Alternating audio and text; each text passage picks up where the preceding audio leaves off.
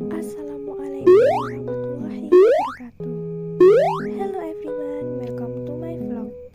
Di video kali ini saya akan membahas beberapa istilah bahasa Inggris dalam teori Cognitive and Cognitive Behavioral Therapy, atau bisa juga disebut dengan CT and CBT. Teori Cognitive and Cognitive Behavioral Therapy ini dikembangkan oleh Dr. Aaron dari University of Pennsylvania pada awal 1960. Teori Cognitive and Cognitive Behavioral Therapy ini mempunyai istilah umumnya, yaitu salah satu bentuk dari psikoterapi. Terapi ini bertujuan untuk melatih cara berpikir dan cara bertindak. Kemudian sedikit istilah kata bahasa Inggris, yaitu emotions, talk, and automatic thought.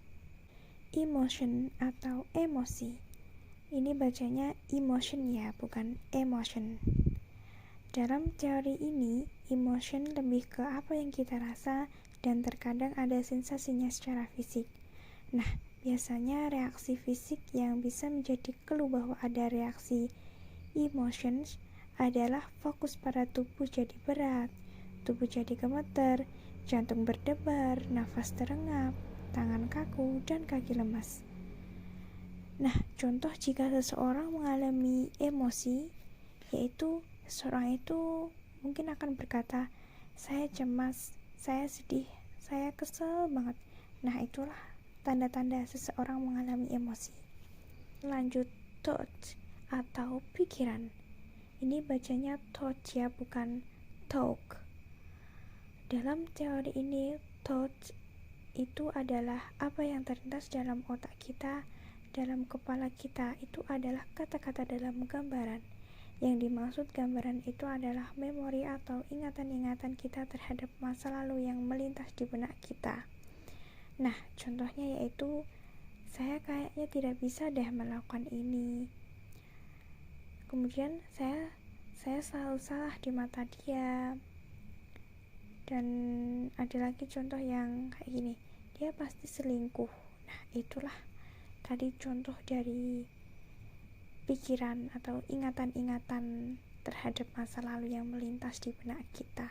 Automatic negative thought, pikiran negatif otomatis, adalah pikiran yang tiba-tiba sering muncul secara otomatis dan dapat mempengaruhi perasaan dan perilaku, bahkan bisa menyebabkan seseorang menjadi cemas atau depresi.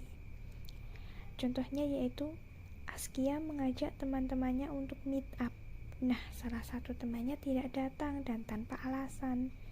Kemudian Askia muncul pikiran otomatis seperti, dia tidak mau datang karena tidak suka denganku. Nah, hal tersebut akan mempengaruhi perilaku Askia. Jika di kemudian hari bertemu dengan salah satu temannya tadi, Askia akan merasa gugup menghindar dari temannya tadi. Studi kasus Cognitive and Cognitive Behavioral Therapy.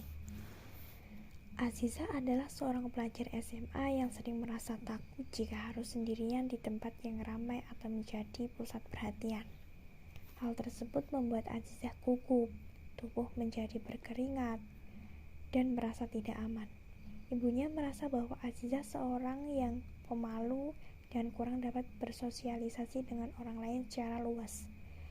Ketika kumpul keluarga, Aziza pun sering berada di kamar dan hanya berkumpul dengan orang-orang tertentu saja.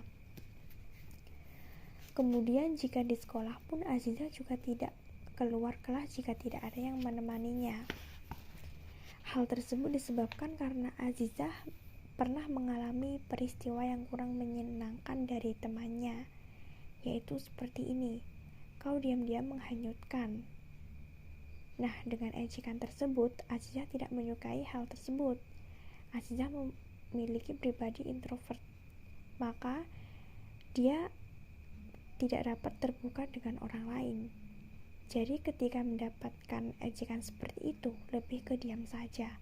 Tetapi Aziza pernah satu kali membantah ejekan temannya, kemudian berantem dengan temannya dan pernah ditinggalkan oleh temannya karena bertengkar. Setelah kejadian itu, Aziza merasa tidak memiliki teman, tetapi seiring berjalannya waktu, dia memiliki teman lagi. Dari hasil tes, Aziza mengalami kecemasan dalam dirinya, Dan Azizah juga memiliki hambatan emosional yang dialami sebab adanya konflik dan kekecewaan yang terjadi di masa lalunya, sehingga membuatnya kurang stabil dalam hal emosi dan memiliki hubungan interpersonal kurang memadai karena merasa tidak aman. Oleh karena itu, seorang psikolog mengambil teori kognitif behavioral therapy yang dapat dilakukan agar mencapai target yang telah ditentukan, agar Azizah mampu mengidentifikasi pemikiran-pemikiran negatifnya dan merubahnya menjadi pemikiran yang lebih positif dan rasional, dan menurunnya tingkat kecemasan ketika Azizah berada di tempat yang ramai, di sekolah, dan di jalan sendirian.